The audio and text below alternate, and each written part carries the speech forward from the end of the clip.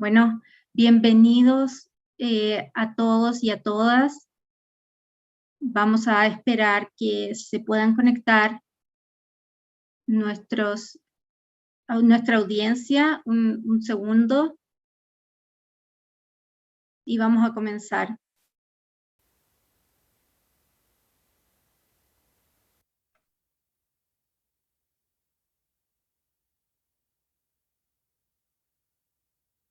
And everything is okay now with the translation. Perfect.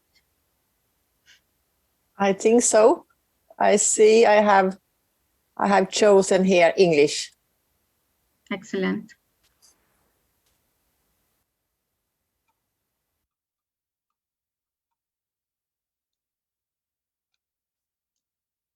Bueno, vamos a comenzar. Les voy a dar la bienvenida. We'll start. I want to welcome good afternoon to everyone who has joined the session today, 2.2.3, titled Territorial Public Policies and Public-Private Partnerships for Empowerment and Investments in Women's Businesses. So, for all of you who don't know which session we are, that's why I'm reading the title so that you are able to choose the right webinar. My name is Gabriela Garcia. I'm doctor in sociology from North Carolina, and I'm also a sociologist for the University of Chile. I have experience in different development and gender-based research and social capital. I'm also a researcher for the REMIS Center, the Latin America and Center for Rural Development. This is an articulation network for the development of Latin American territories. We work to understand the transformations of the rural environment and contribute to improve the policies for a more inclusive and cohesive model of state. We are here to speak about the different inequalities that are hampering the potential for women to access and to improve their economical situation. Even for those countries who have more and better indicators, women are always facing different social and economic issues. And even when we have some problems that go beyond the limits of the different, and in this sense, even if women are facing different programs, women still have different limitations to enter markets and compete. Even many women participate in their communities. They have little access in decision-making, strategies, and authorities. In this session, we will particularly explore the different scenarios for the empowerment of women before and after the pandemic, their potential to access investment, from the perspective of our different speakers who are coming from different countries, sectors, and viewpoints to approach these strategies. We will explore initiatives and programs that provide tools from their different territories and the ability for the financial inclusion of women in their economic and sanitary crisis. I will introduce our speakers. The first one is Anne-Sophie Bacren. She is the first vice president of Association of European Border Regions, member of the board at the Regional Council of Ostrobosnia, Finland, and chairwoman of its gender committee. She has been working for 30 years with rural development issues. In 2013, she set up her own micro company called Brand Sophie. She also works as a freelance guide in the World Heritage Site of her own home region. The nature site is called Barken, archipelago, and it shows the land uplift phenomenon since the last ice age. She often uses storytelling in her guidance. At the moment, she's also working part-time as a project leader at the Quarken Council European Grouping of Territorial Cooperation with an international project called Story Tagging. For 20 years, she was also elected to the local assembly of her home municipality, Korsnäs. In 12 of these years, she was chairwoman of the assembly. She defined herself as a multifunctional person interested in developing the society and especially gender equality. Te cedo la palabra.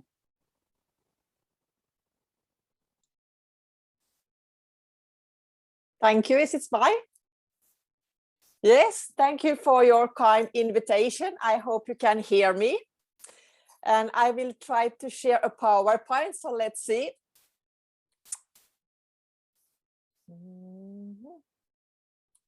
No, let's see.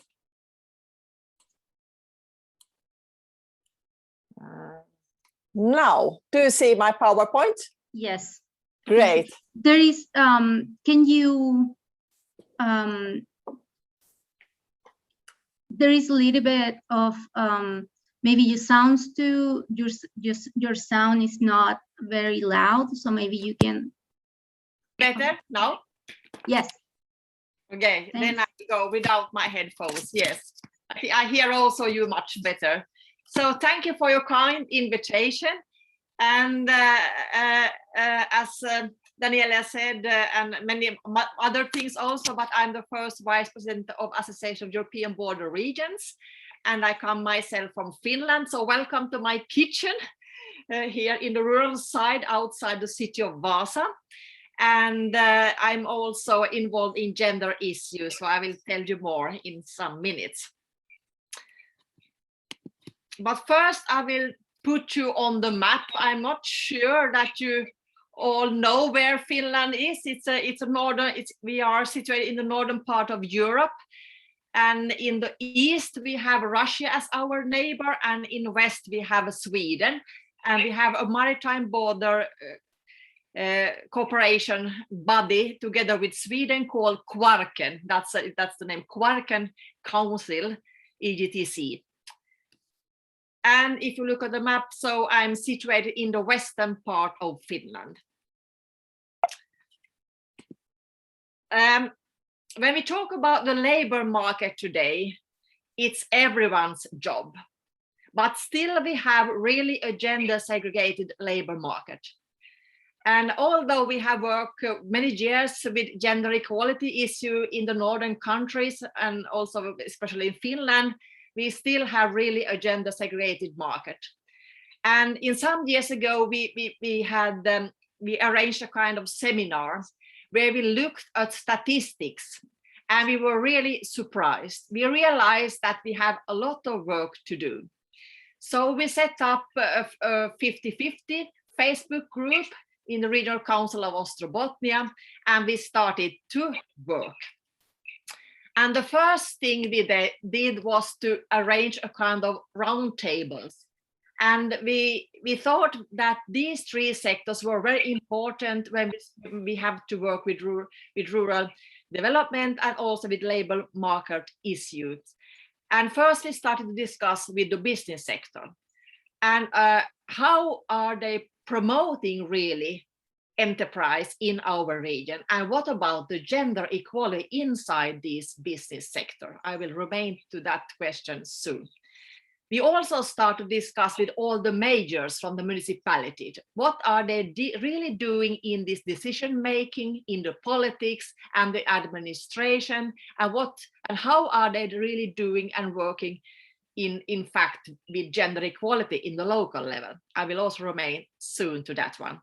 And the third sector that we focused on was this education part, because we have education, we have schools, but inside the school, how is the atmosphere? And when we are talking about the next step from young people to go to study, for example, to university or to vocational school or gymnasium or whatever, and how are they discussing with these student counseling persons, and what are their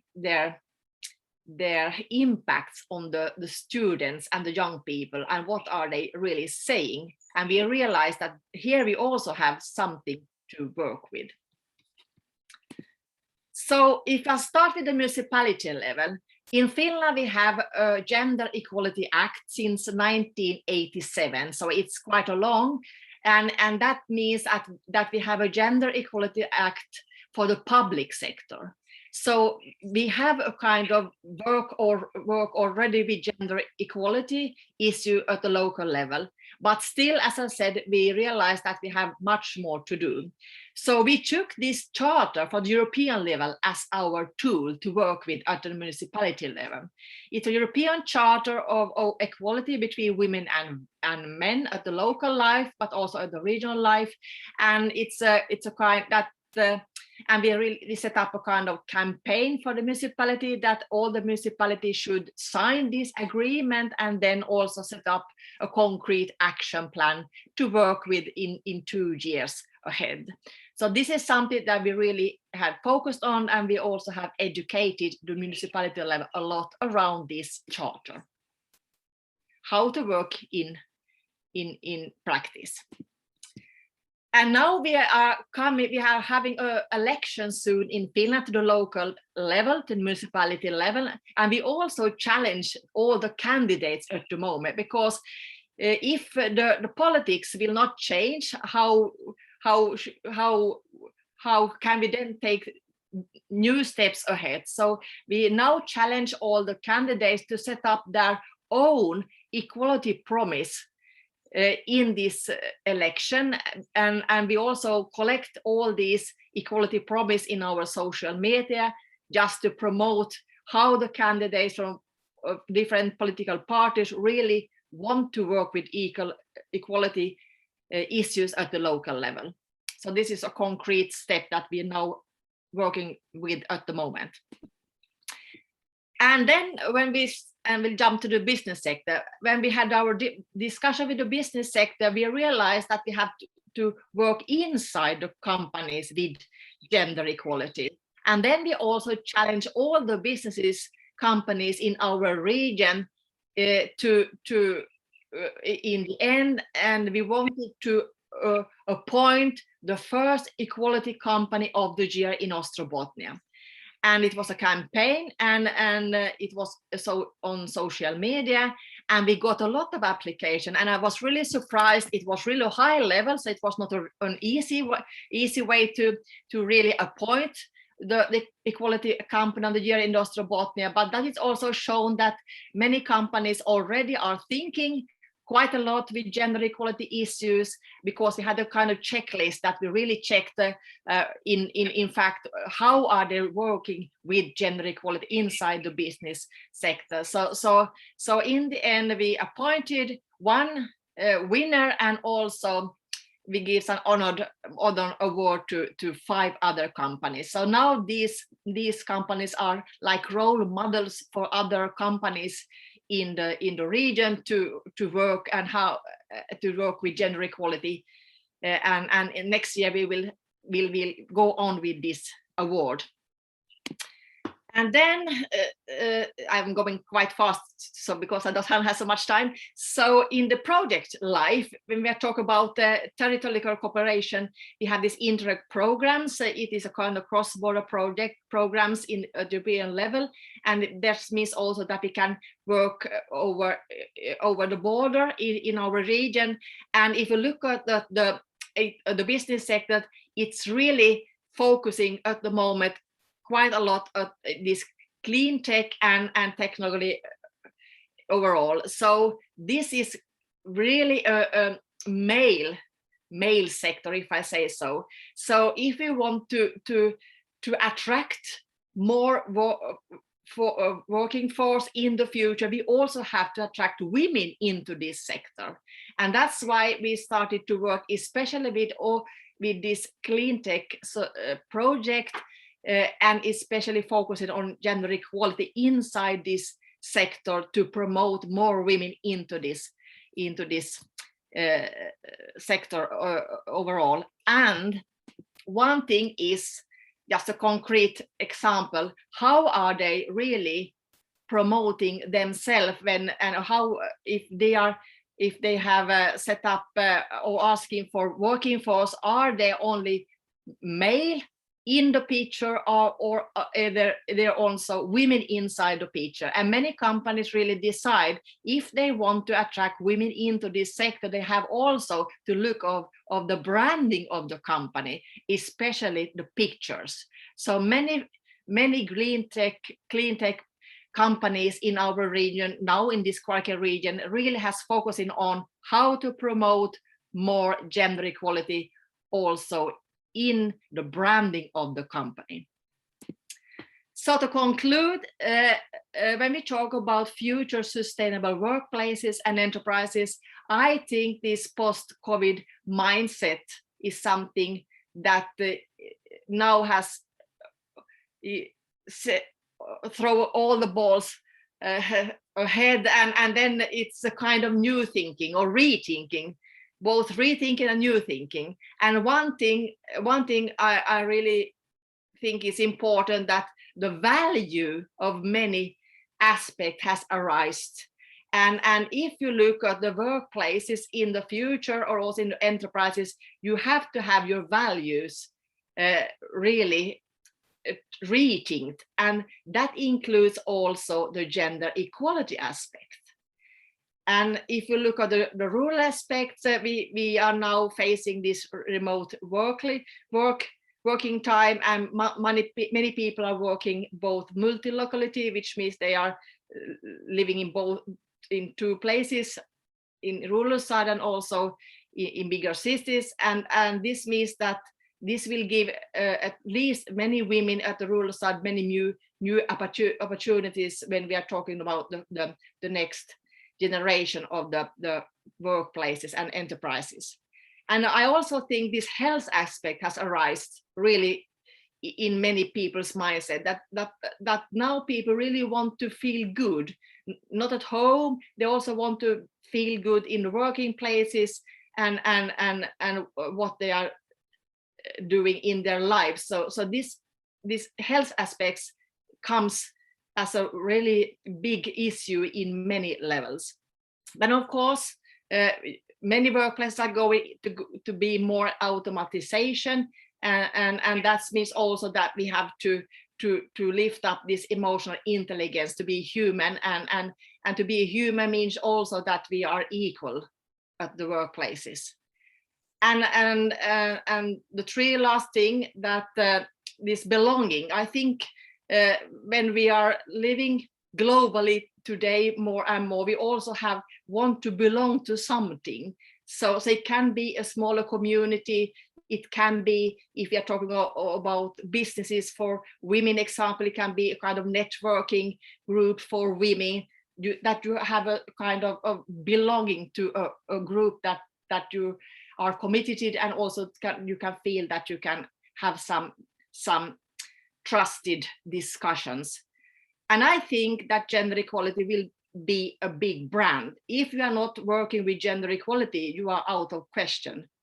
And I can see it in at least in my country, that as I said, that in many companies this gender equality aspect is really top of the many things at the moment, because how can you attract, for example, younger women into the workplaces in the future if you are not thinking about gender equality?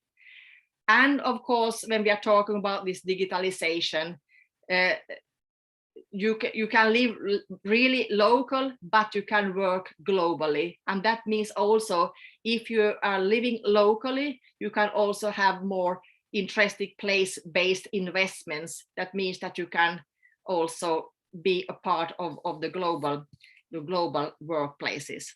So to conclude, empowerment for women means that dreams come true. So I think it is really important to really focus on women's business labs, hubs, what you can use, what name you want, but at least a kind of women-oriented business consulting and products. I think it's really important when you're talking about empowerment of women. I think also it's really important to have a kind of startup ticket or especially oriented business funding for women's business, that they really feel that they don't have to fight with the bank to get loan to set up businesses. And then now we are living in a digitalization world. This means also that digital access is really important, and also especially for women. That means that also you have to have better models for the combination of the family life and business life. Otherwise, you can't handle this if you don't also find this at the practice level, the combination of the business life and family life. And to conclude, I read somewhere that if you are thinking 30 years ahead, in 2050, 65% of all jobs are not even invented yet. So, to conclude, do not count out women's ideas. You can really need to have them. Thank you so much for your attention. Muchas gracias, Anne. Muy interesante tu presentación. Your presentation has been very interesting. Now let's give the floor to the following presenter. Let's see, to the same speaker, to the next speaker, who is going to be Renata Enriquez. She is the national coordinator of the Women's Entrepreneurship Program at the Brazilian Small Business Development Agency. It's a development agency for small companies in Brazil. She supervises the capacity of constructing capacity for women entrepreneur, together with the UN Agency for Women, and as well as the small business ecosystem in Brazil. She has been working for more than 10 years in small businesses and developing this in Latin America. She has been leading teams, facilitating treaties for the small companies, as well as startups and internationalization of startups, also the digital transformation, particularly in e-commerce. She has a master's degree in development studies from the University of Cambridge, United Kingdom, and she has also an MBA in project management from the Getúlio Vargas Foundation in Brazil, and a degree in international relations from the University of Brasilia in Brazil. Apart from that, she is a co-founder of Alumna, and she's a leader of the Columbia University Women's Leadership Network. And she co-funds a program for voluntary mentoring that focuses on young women from Brazil. Alumna is one of the 50 startups that were selected during the 2021 year to accelerate women for women, business for women in the future. This initiative is receiving funds of UK Tech program in alignment with Anne was telling us about previously. Diversity and inclusion are the main interests, as well as gender politics, entrepreneurship, and digital transformation. She also speaks Portuguese, Spanish, and English. Thank you very much, Renata, for being here. Thank you very much, Daniela, for all that information. I feel a little bit embarrassed by all of what you have said. Thank you very much. I am speaking from Brazil, Brasilia. It's a pleasure for me to be here with you this afternoon. As Daniela said, I work at SEBRAE, which is a Brazilian service for supporting small and micro-small companies to support all the projects that they have. I specifically work with a program for women that are entrepreneurs. If you want to know more about this, I'm going to send you in the chat the information of this program. We have already trained more than 10,000 women in Brazil with our Cebraderas program from 2019. And during this program, we had very good lessons that we have learned, and I'm going to share this. But before talking about specifically about what we can do, what are the lessons learned, if you ask me, Renata, what can you do? What can the private and public allies can do, which is the topic of this roundtable? I can tell you three things. First, help to change the culture, because that is a problem. Two, to buy companies that are led by women, especially those that are offered from the providers. Why won't we choose women's companies? And third place, to develop the social emotional competence for women, that is soft skills, especially for girls and, of course, boys. But first of all, let's talk about the problem itself. What is a problem? Why are we talking about entrepreneur women and not entrepreneurship in general? That is a question that I always asked myself. Why a program only for women? Isn't it difficult as well for men to have, projects? It's not easy for them, and it's true. And the answer, after a lot of experience that I have undergone and a lot of research that I have done, yes, it is difficult for everybody, boys and women. But for women, it is more difficult, and the reason has to do with the culture. In Brazil, we have legal reasons. Until 1962, there was a law in Brazil that the man could not let the women to work outside their house. That is work done outside. If he didn't want to, he could tell her not to do it. But that was changed in 1962, that is to say, very recently. So we can see that the problem is a cultural problem. But the good news is that we can change that. So we performed some investigation in Brazil about women entrepreneurship. And I'm going to tell you what we have found. Last year, the 50% of the companies that were open in Brazil were created by women, and the other half part was done by men. It's okay, because we are a 100% of the population. So in order to start something, it's balanced. But when we ask why have you decided to open that type of business, then we have differences.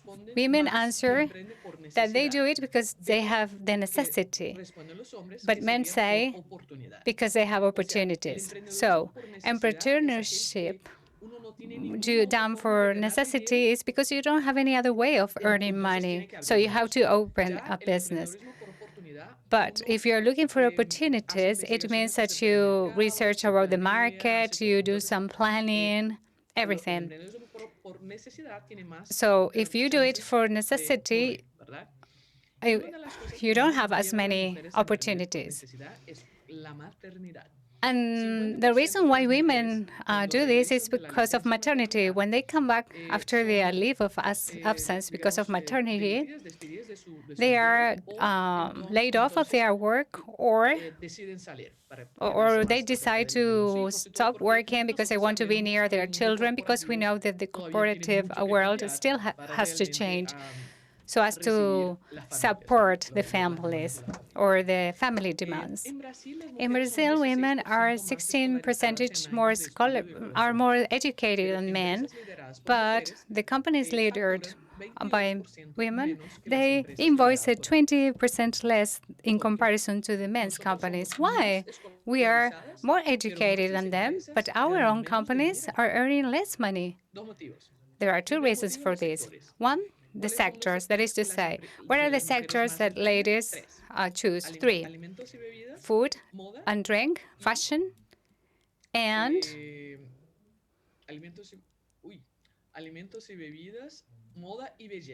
beauty. That is to say, cosmetics and beauty salons. No problem with any of those sectors, but the thing is that the follow-up that is done within those sectors, because they have less value added and less innovation. That is to say, cosmetics, we put that as an example, cosmetics. We need nanotechnology, research so that the cream can enter every part of your skin. Generally, we have men researchers in nanotechnology. The sellers that sell these types of cosmetics are women. Where is the money? Where is the innovation capacity of everything? You see, that is a cultural problem that comes from boys and girls. Why don't we have more women in engineering, for example? Why not in other courses of studies? By the end of my presentation, I'm going to show you a video that refers especially to this. And the other problem is time. Time percentage only have, everybody has only 24 hours per day. What we do with those 24 hours is what marks the difference. We have discovered that entrepreneur women in Brazil, they devote 17% less to work in comparison to men. The question is, what are we doing when we are not working on our business? Maybe taking a caipirinha at the beach? Tell me here in the comments, what do you do? What do you think we're doing? We're not at work or managing our business. No, we are looking after our children, the elderly, and doing the household tasks. Because of the cultural ideas that is done by women. So women devote more time to the domestic tasks than men. Thank you for your comments in the chat. Imagine during the pandemic in which children are not at school and elderly people need more attention. Imagine what had a lot of problems to be solving. It gets worse than during this pandemic. I don't want to get you more depressed because we can change this. This is good news. How can we change? First of all, understanding the problems. Many of the projects that the problem, as I told you, is cultural because women and men are socialized in different ways. We stimulate some skill development in children and other ones in boys. This is not biological, that is mainly cultural. When you have to start a project, we must have the hard skills, new financing, marketing, everything that is technical. But we also must have the soft skills, the emotional ones, that is everything related to how we see ourselves in the world. What do I mean? Leadership, communication, capacity, persuasion, ability to make networks, but we are women, for example. Monica Munoz, for example, who is my coworker. Imagine that Monica is an entrepreneur. Monica, what do you do when you are in a happy hour or in a business event? Do you basically have your drink? This is with mint. This is a drink with mint. Do you talk only to the people that you know? Or do you go out and you talk with unknown people, even men? For example, hi Juan. Oh, let's choose another name. Let's choose another coworker. Javier, I think he's here. Hi Javier, how are you? No, you do not know me. I am Monica, but I know you, Javier, and I know about your work. I would like to invite you to have some coffee so I can propose to you a cooperation regarding our business. Probably, what do you think that Javier is thinking? Monica is married. Maybe it's only a coffee that she's offering to me? Of course, these are cultural reasons. And Monica may think, oh no, my husband is so jealous if he sees me having coffee with another man. No.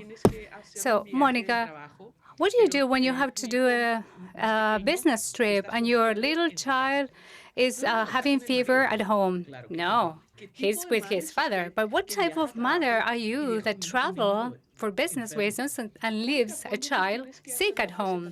Monica, when you have to do a presentation in front of people in an event, how do you speak a speech of 3 minutes? Are you strong? Are you inspired?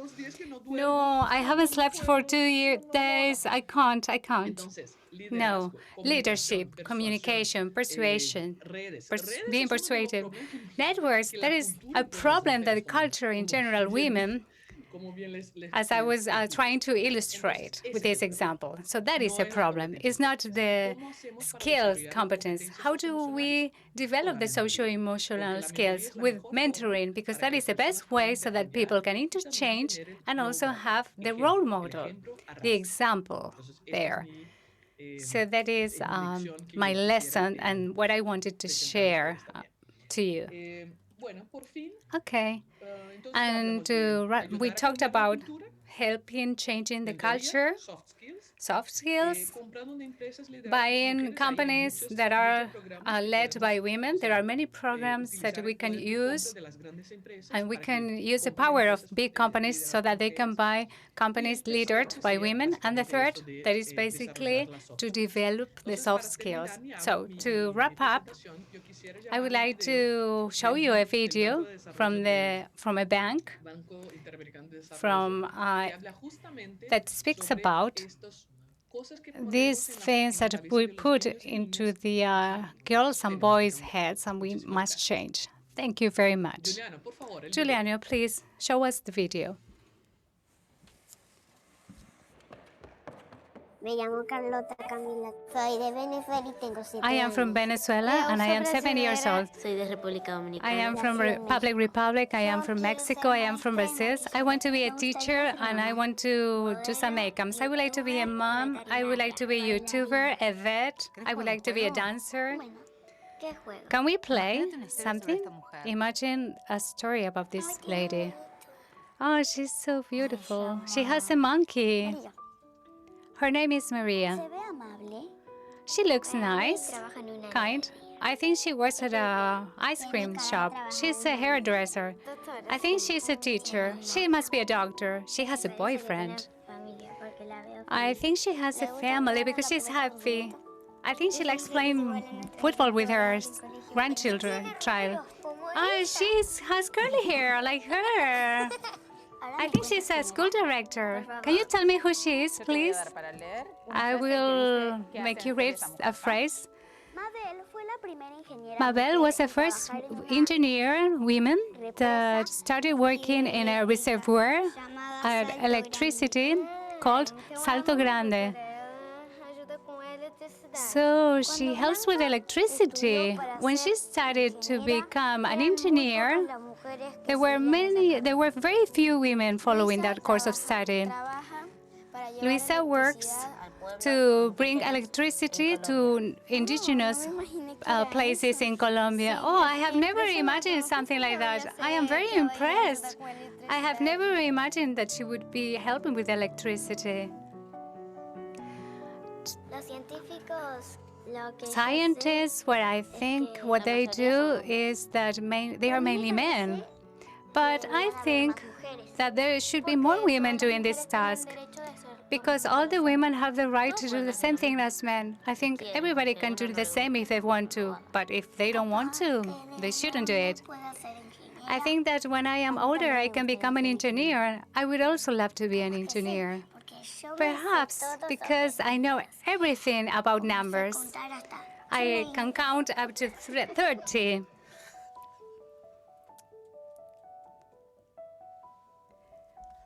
They should be interested in studying science, technology, engineering, energetic sector, and to have more diversity. That would make a better society. If you want to know more about this, you can follow that web address. Thank you very much, Renata.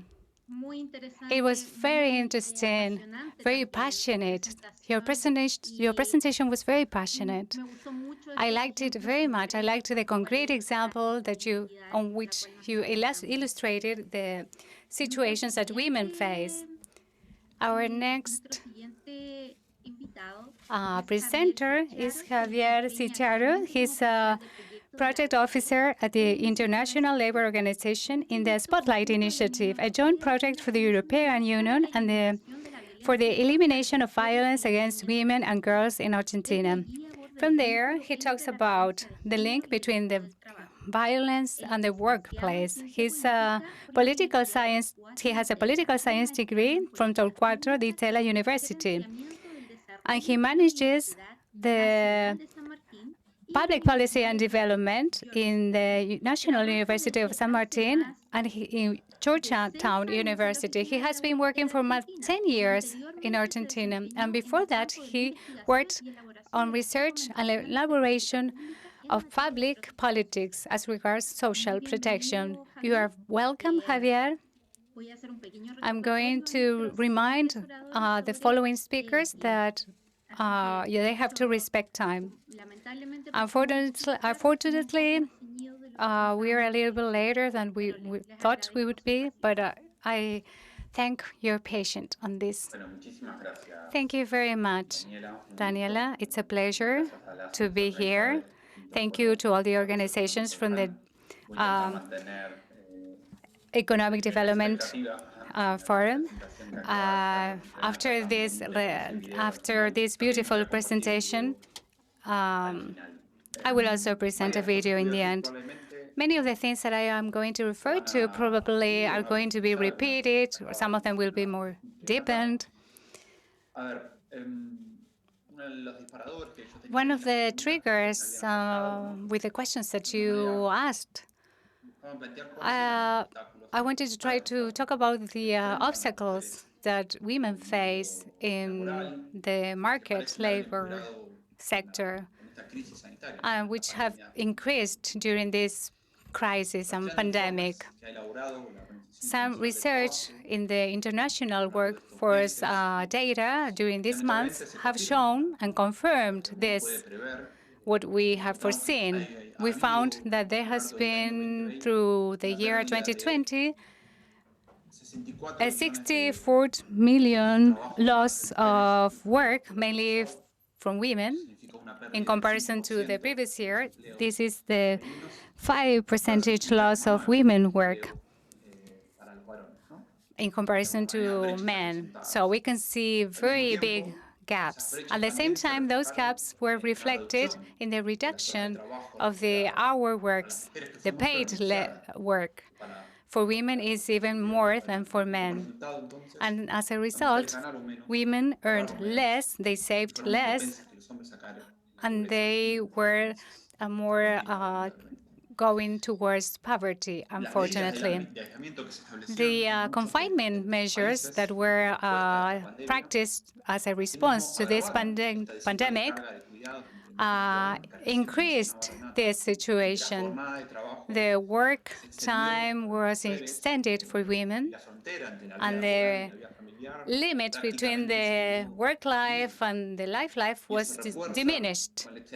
And this increases through, or is illustrated by the examples provided by Renata. They don't have possibilities to connect to other areas. And that conditions as well their responsibilities at work. In Argentina, for example, some recent research showed that during the confinement, the hours that women have devoted to the care of their domestic area has increased to something similar to more than approximately 11 hours per day. But I would like to add something another obstacle that women must face that has to do with violence and harassment suffered in the work environment, that women suffer it most in comparison to men. According to the numbers that are handled in our country, in the national area, almost 40% of harassment that is being reported are in conditions suffered by women.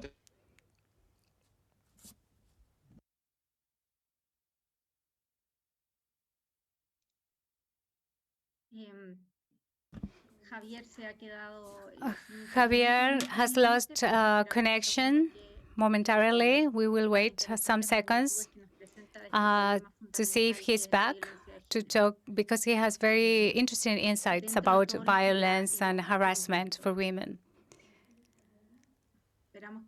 We wait for him to come back in some minutes.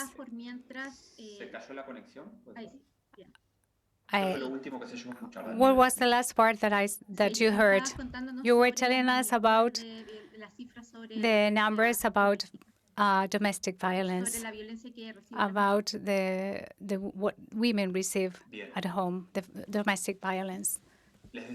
I was telling you that, unfortunately, this phenomenon has been seen during this confinement, especially in the health sector, as well, for example, at supermarkets in which there are many women working there. And unfortunately, those are sectors that they measure the growth of this situation.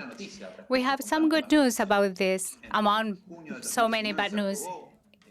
In 2019, in June, there was a first agreement, recommendation, the number 190 and 206, regarding harassment and violence in the workplace. This is the first agreement about this topic and recognizes that violence and harassment can not permit that women can have access to the workspace.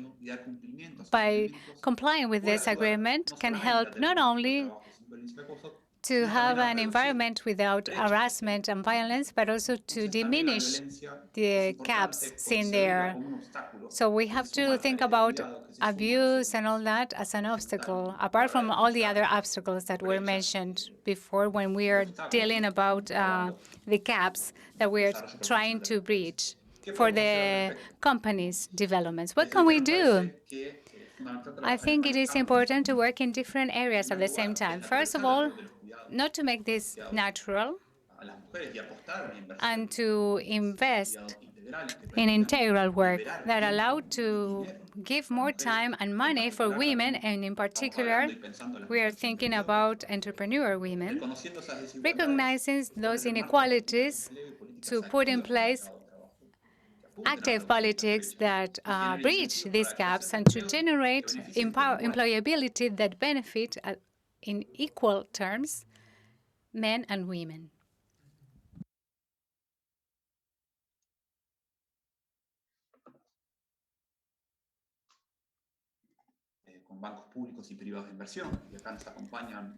Here we have many people from Córdoba that we know. There are many. Please go on. We lost a little bit of connection, but you can go on, please. I was telling you that specifically for women that are, for entrepreneur women, it is important to make them have access to the credit possibilities. There are many people that come from Córdoba province, and there are many of the women from Córdoba can share their experiences. And then, apart from the credit lines, there is an obstacle for women. It's a knowledge deficit as regards financing tools. When is it possible for me or better to have a credit? Whether the knowledge, all the knowledge necessary to work in a bank. And as Daniela, you said, this spotlight incentive, we started working on training, funding, education, taking into account the gender sector, training 25 indigenous leaders in Jujuy. This was requested by the secretary of that province in the north of Argentina. This Spotlight project is focused on and justified that this having knowledge of the tools in the financing area is very important, and there was a lack of that. So this training project was done with some material that is used globally and was adapted to Argentina, and we complemented it with the specialists in gender aspects because they were appearing after 5 days of training. We could see all the tensions and the problematics and how the gender problems are being reproductive. For example, how to organize the money, how to think about saving money. And let me show to you a video about this experience, and with this, I will close my intervention. San Salvador de Jujuy. This is a financing education training workshop, and what they were talking about the economic empowerment on the necessity of promoting a life free of violence, transforming the reality in the community, organization, and the process. It's very difficult that women that are in vulnerable situations to go out of that violent circles. I can take a lot from this training program because I have learned so much as regards to financing education, because sometimes we are in the community and we don't know how to manage our money. We don't have so many tools on how to access, for example, to credit lines or to save money. In the past, I had no idea about the prices or the loans or that you can get debts. Sometimes we ask for a loan, but they are from informal fund places, and sometimes they take advantage of us. I had no idea what a bank was. Now I know what a bank is, and I can share this knowledge to other people who don't use a bank. In my community, we are producers in agriculture, and I wanted to tell them that they can continue doing projects. I have this security after learning so much, and also teach and continue learning, not to spend our money in an incorrect way. That's what I learned.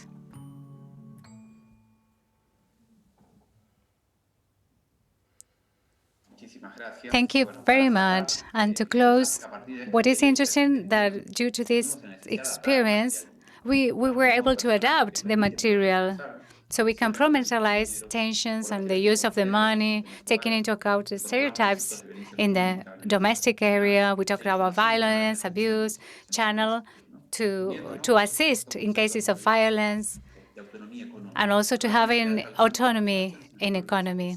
We train people from Salta and the province of Buenos Aires. I hope this was useful for you and this particular experience to contribute to a better economy for women. Thank you very much.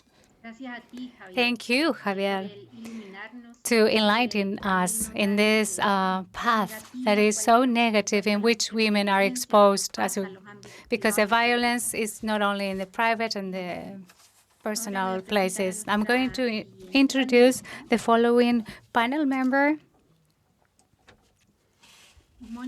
Mónica Muñoz Rodriguez.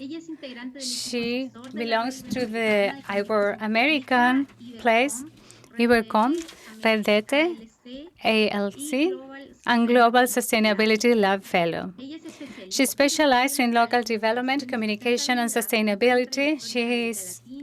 She has worked in Latin America, working with collaborative networks and participatory projects, designing of communication and knowledge management, as well as systemic transformation in Latin America. She's a co-founder of the IA8 Systemic Transformation Laboratory, and she works with companies, governments, and international corporations to analyze transformation routes and articulate significant collaborations for a sustainable future and regeneration future, very in line with what other panelists have talked about. I give you the floor, Monica. Thank you very much, Daniela.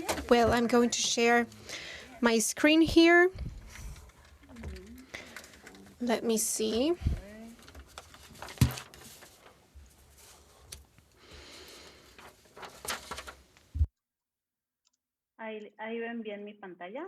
Can you see my screen correctly?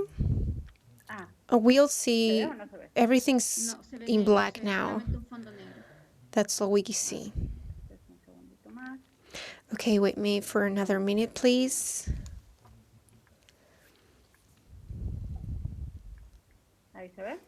Can you see it there? Thank you.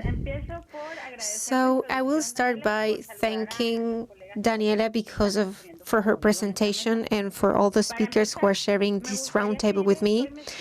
To start, I would like to share with you our experience from the role that I have being a specialist in the Latin America situation. But I would also like you to get to know me as Monica. I'm a genderless woman, 30 years old, who wanted to be a mom. I am an immigrant, and I have more than one source of income in my place.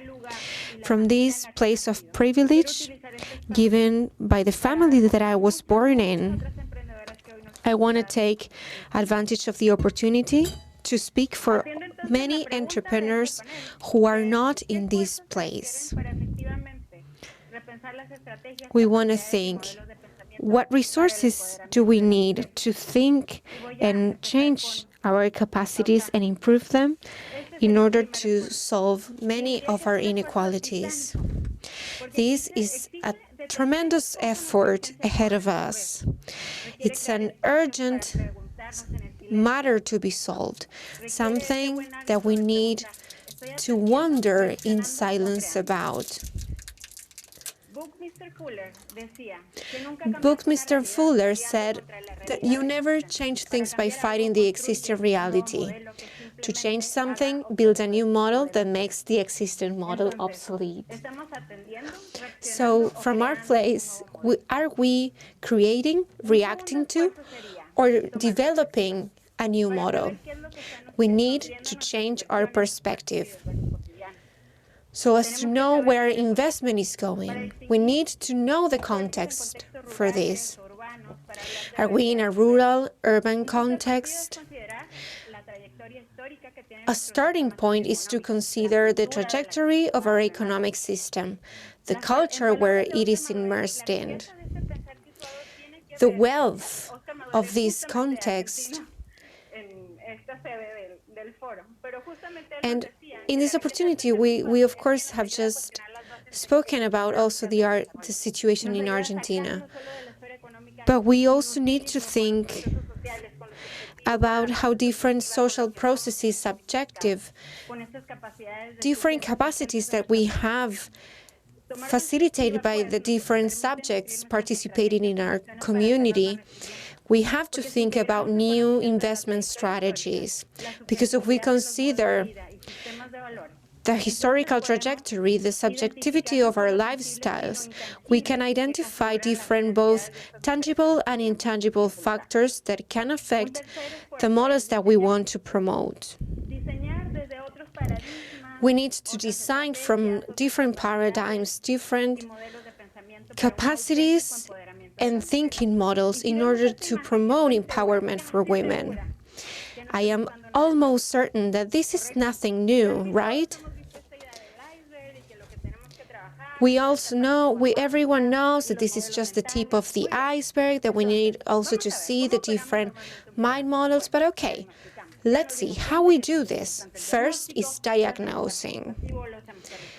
We need to diagnose how the territory works. Is it centralized, decentralized? Then, okay, we can find solutions to solve these problems. For example, a big issue as regards water, it's our storage capacity, and for some communities, especially in the rural context. Or the ability to storage sometimes reduces the time that water is available to, for example, wash clothing. So for a while, we managed to solve the storage problem.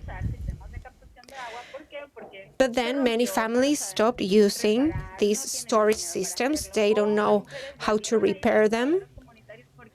Or they went back to community washing places because it was a place where people got together and generated sorority networks. So what can we learn from all these experiences? We see different programs that do not work as roads, but as highways for change. We are in a world that needs a lot more curves, more circularities. Ms. Olascuaga, which is one of my referents, says that economic, political, social systems and its structures are submerged in a context where women weren't considered rational beings. That was in 1970, of course. But what does this mean? The world, or a large part of it, it's not designed for women entrepreneurs. We are trying to change the world while fighting against it. So the first key for a systemic approach is understanding that we need new infrastructures, new practices, new models for diversity. So from the design, implementation, and evaluation for solutions, we need to rethink how we want to address all these problems. Some of these strategies will be better than others, and that will be proven with time. One of the biggest recycling companies in Mexico invited us to see how its supply chain worked and how they generated decent work within the context of recycling, not only to strengthen, but also to grow their capacity to manage different recycling waste. So this is the instance where we met with the recyclers and understood their problems. Then we needed to take some perspective and redesign what we were doing. So we carried out more than 40 different surveys in order to understand the needs of different families who had capacity to create recycling products and collection, and different locals, representatives, and actors. We managed to improve, specifically in the supply chain, many aspects, but we also managed to solve different aspects that the recyclers themselves valued most, which was already, of course, sort of a slave work, because it's a very hard one that starts at the smallest level possible, that is, at home. All these actions in collaboration with the drinks industry in Mexico were used to improve these recycling systems. Another example is with an association that has a lot of experience as regards social investment. And in this project, we were able to start working with a perspective of transformation, seeing how we could play a different role, being a key player in the structural change. This looks kind of complex, right? It's a systemic model. But the need was to find the starting point with a specific project that started to move this load and change the system so as to design the context in order to articulate their efforts with sustainable development. This is another program carried out in the southeast of Mexico that generates projects for biodiversity in a region and works together with the women that live right there.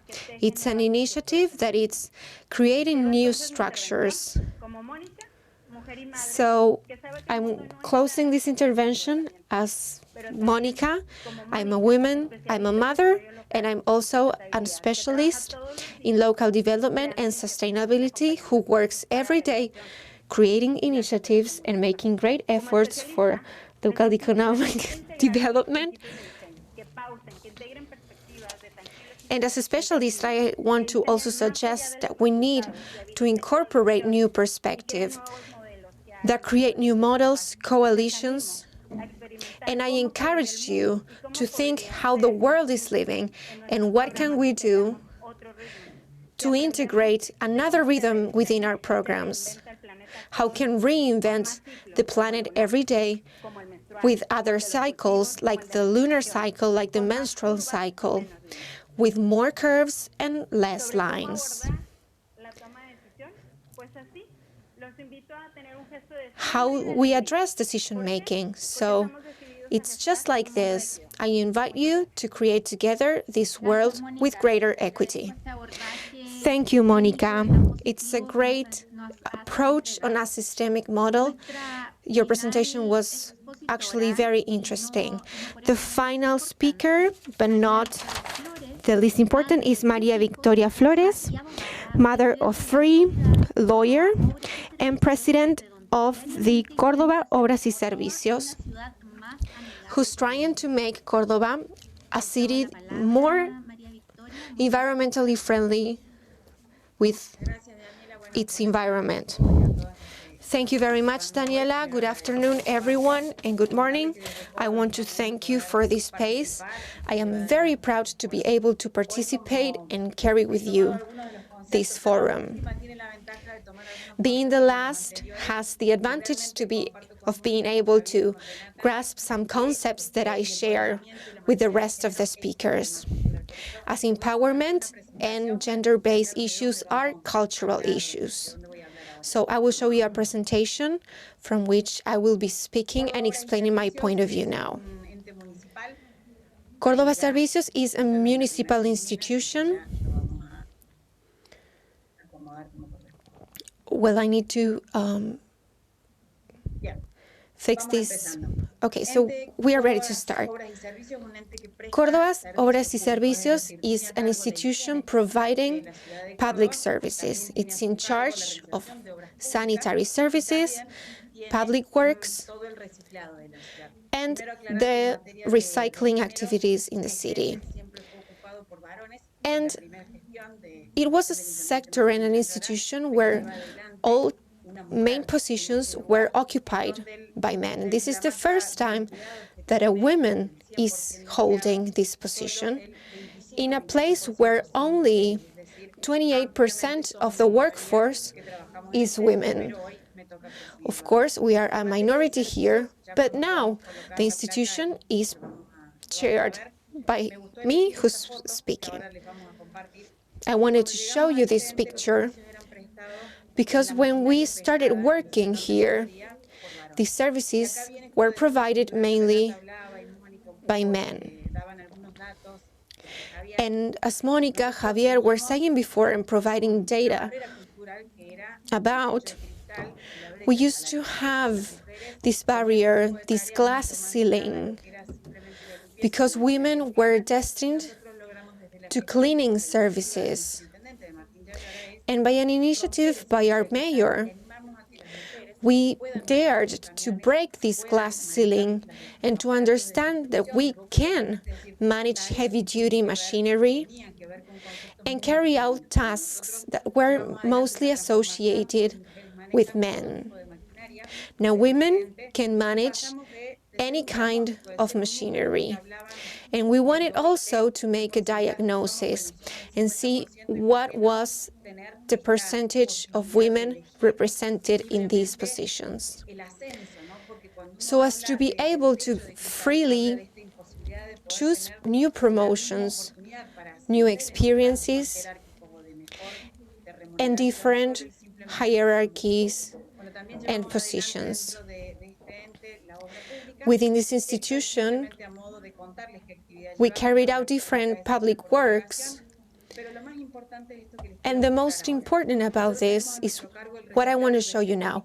We are in charge of the recycling in the city, and we are in charge of green centers. You can see there in the picture the bundles of plastics that we process every day. And we are also in charge of great volume residues that we bring right here where you can see in the picture. What I mean by all this, these spaces were also male-led, and the amount of materials that was being recovered and the question that we presented and introduced from the public space is how to work with these green spaces, how to relate gender with green spaces and social issues. And that's how we created EucoCen. EucoFem is another green center characterized by a generation of opportunities for women who have some difficulties accessing employment, women who feel that they have right to be chosen for different positions. And of course, the ILO won't let me lie about this, but mainly men were the ones that before had only this chance. So this institution is managed and carried out mainly by women, by mixing environment and gender. And we went also a step ahead to link the creators of these projects and assign these tasks to women, because there was also women entrepreneurs who could solve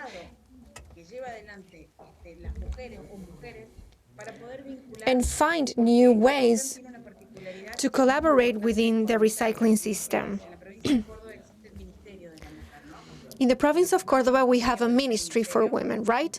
So we created an agreement with this ministry, and women from EcoFem, where, well, many of them come from vulnerable situations because of their age, because of their experience, their histories. We were able to relate and link these women with other women who had opportunities, who were entrepreneurs. And now we are working together to recreate and rethink the different productive processes, what we call now a triple impact model, generating environmental and sustainable practices within an economic model made to produce profit. It's something new that we were thinking and designed in a circular economy model. So from this circular economy model, we were able to give an opportunity to women and also to have them help us diagnose the situation and be able to bring different public policies, because if we get stuck in just the diagnosis, we will never be able to pass public policies that aid in this sense and that help solve these problems.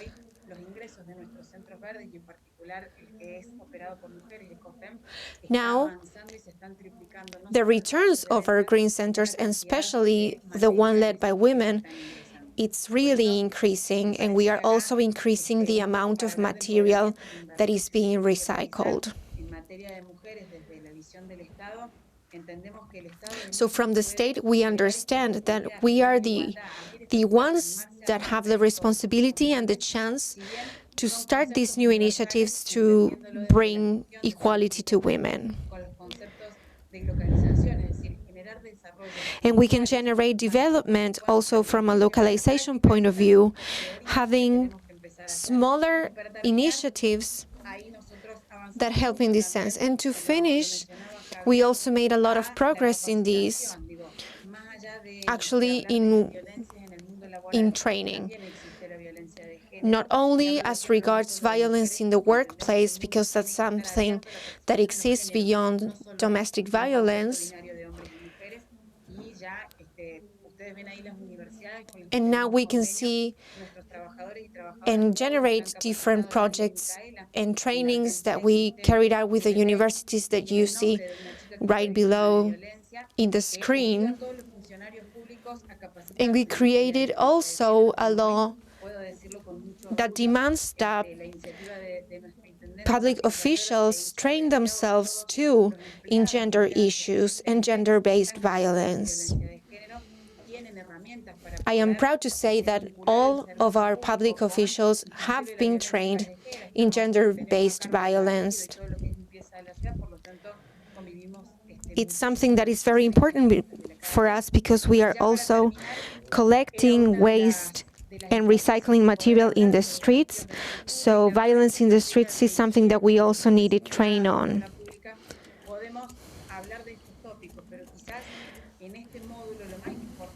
Maybe the most important thing in this module and the biggest challenge that any human being has is really to lead practices that has gender as the base of its development, because there's no other way to generate equality of opportunities so that women can really choose with freedom. So here from Córdoba, which is hosting this webinar, we are very proud actually to be presenting these initiatives led by our major. And us, as officials, feel like we are responsible for carrying out public policies that generate opportunities and that have a gender vision. Thank you very much. Thank you very much, Victoria. Thank you for showing us very concrete cases of experience in which they focus on the gender focus, so we can make more visible this. I would like to give the floor. We can reply some answers from the audience. We know we don't have so much time. Everybody has things to do later on. You can write your questions in the chat so we can order the questions and we can see who can speak first to answer the questions.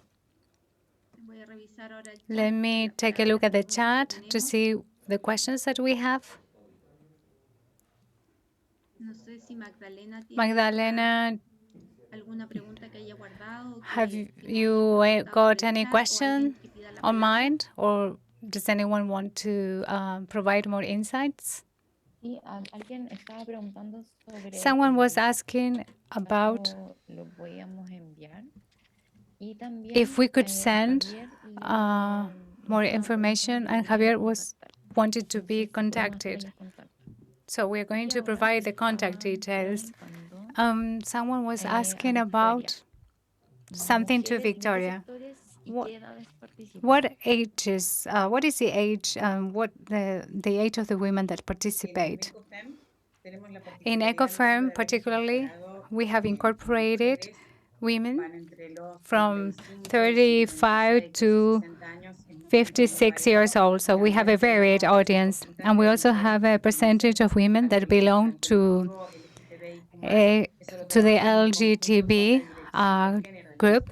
So we work together with the government of Cordoba and the municipality devoted to the women problems and issues.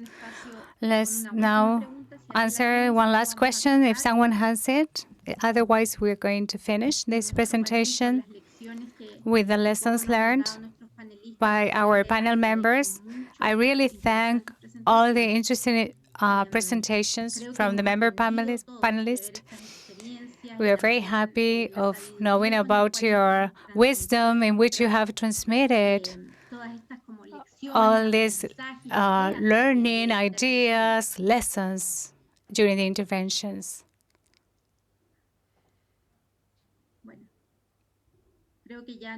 I think there are no more additional questions. I have one question.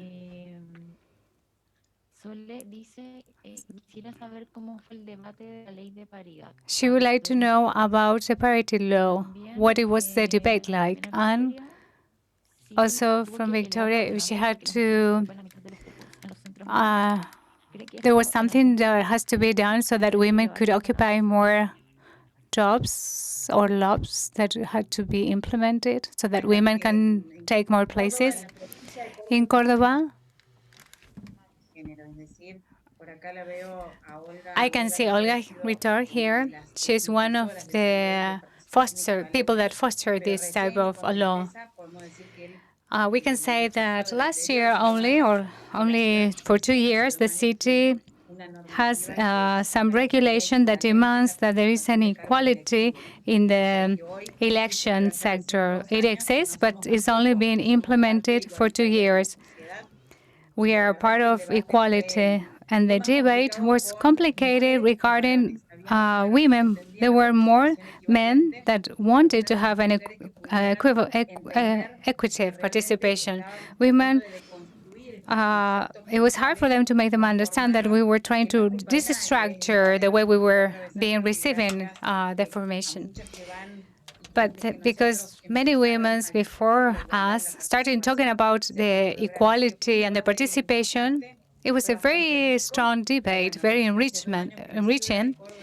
The city of Cordoba has this equality for 2 years, and the rest of the country for more than 15 years. Now we're going to finish the questions. If you want to leave the questions in the chat, they can also be sent to our speakers later on so that they can answer. There is a forum for this forum and some other participation spaces in which we can continue interacting. During this session, we can extract some lessons learned. As Renata said, we talked about diagnosis, facing the existing strategies to provide development opportunities for the women empowerment, thinking about the territory and the local areas to provide networks in a translocal way or in local ways. Victoria, can you remind me what you said about this? Like global something? Like insertion from the global to the local. Perfect. And so this idea is given that this global tendency, how these politics impact better and how the local politics expand faster than ever before. This diagnosis have different approaches. The pandemic has worsened these inequality conditions. As Javier told us, these barriers and obstacles that women had to face. And apart from that, pandemic has been an opportunity to rethink how to conceptualize. And these strategies belong to all of us to work on, as Sophie mentioned, about the gender equality. We also have some alternatives to break with this inequality. the territory is important. It doesn't matter whether we are born. So we need some politics in local places, in line with the national ones, to make more sensible boys and girls, to reinforce the links between big, medium, and small companies with women, to buy more companies led by women. And I won't continue talking. I thank everybody for participating. I know we have exceeded the time. I apologize to the speakers and the audience for having exceeded in time, and I say goodbye to all of you.